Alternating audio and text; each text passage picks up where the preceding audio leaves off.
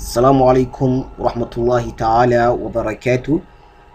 I'm here informing my brothers and sisters who are highly interested in the study of computer science and information technology that I will try to satisfy them for the best in my of knowledge about the computer science and IT, as well as I will teach them the last software that of IT using today. Thanks indeed, and I'm saying welcome with open hands. inshallah kulli kusoo dhawaada bahda waxbarashada sayda computer technology waxaad uga bogan doontaan dhanka technology-da inshallah. casharada ugu horeeyna wuxuu noo noqon doonaa software-ka inshallah. la socod fiican ayaan idin rajeynayaa maalmaha soo socda inshallah. casharadii ayaa noo bilaam doono. Assalamu alaikum warahmatullahi ta'ala wa barakatuh.